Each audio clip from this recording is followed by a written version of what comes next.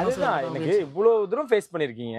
இன்ன வரைக்கும் ஃபேஸ் பண்ணிக்கிட்டு இருக்கீங்க. அப்பயும் அந்த டிவிகே மேல ஏன் இவ்வளவு பற்று? விஜய் அவர்கள் மேல ஏன் இவ்வளவு டிவிக்கு வெறி? நாங்க மட்டும் தானே நீ கம்முன்னு இருந்த இனிமே டிவிக்கு நாங்க மட்டும் தானே இன்னும் டிஎம்கே வருது ஏடிஎம்கே வருது அதெல்லாம் அடிச்சு தூக்கி கெடாசி விட்டு விடாங்க. இல்ல தம்பி, இவ்வளவு மன உளைச்சலுக்கு ஆளாக்கியிருக்காங்கல்ல. வருத்தமா இருக்குல்ல. ஆனா சிலர் அறியாம தான் இத பண்றாங்க. அது தப்பு சொல்ல விரும்பல. அந்த அறியாமல பண்றவங்கள கூட நீங்க இவ்வளவு தூரம், ச்சே தம்பிய அந்த மீட்டிங் கூட்டு போயிட்டு இருந்தா அப்படி ஆயிடுச்சு. இந்த மாதிரியான விஷயங்கள் ஆயிடுச்சு. அப்படின்றது ஒரு தயக்கமோ இல்ல ஒரு மன இதே இருந்தாலுமே கூட, டிவிக்கேனா, விஜய்னா 2 பேரும் கட்டுப்படுத்த முடியல உங்கள. அதனால கேட்கிறேன். படுத்த முடியல என்னடா சொல்றது நான். டிவிக்கேடா அப்படிங்கிற மாதிரி தானே இருக்கும். ஓகே. டிவிக்கேடா தான் வேற என்ன சொல்றது. அவன்கிட்ட சிஎம்மா நின்ட்டாருண்ணா. இல்ல பெண்கள் ஏம்மா இவ்வளவு தூரம் அவருக்கு கூடயே நிக்கிறீங்க? வெற்றி அடைய வச்சிருக்கீங்க. பெண்களும் இளைஞர்களுக்கும் பெரிய பங்கு இருக்கு.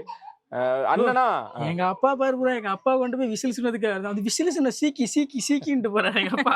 இவரு தெரியுங்களா? எங்க அம்மா சும்மா விடக்கூடாது ப்ரோ. எங்க அம்மா டிஎம்கே போட்டு போட்டுருக்கு ப்ரோ. அதெல்லாம் ஒரு பக்கம் இருக்குது. சரி. இல்ல இந்த வருஷம் வந்தாச்சு. அ கூட இருக்கல இளைஞர்கள் இந்த கூட்டம்லாம் ஓட்டா மாறுமா?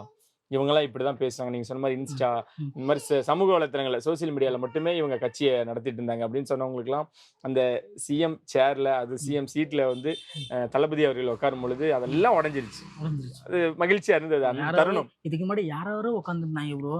யாரோ கொள்ளையடிச்சுலாம் போயிட்டாங்க. என் தளபதி நல்லது பண்ண தான் உள்ள வந்திருக்காரு. சரிங்களா? நல்லது பண்ண தான் உள்ள வந்திருக்காரு. அவரு உட்காந்து மனமார்ந்த எங்களுக்கு சந்தோஷம் தான்.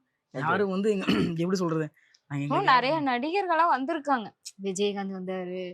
அப்புறம் சீமான் இவங்க எல்லாருமே வந்தாங்க. ஆனா அவங்களுக்கெல்லாம் அந்த இவ்வளவு பெரிய அங்கீகாரம் கிடைக்கல. குடுக்கல. ஆனா இல்ல எங்க அவரு அந்த அண்ணனுக்கு வந்திருக்கு. அது ரொம்ப சந்தோஷம் தான். சரி.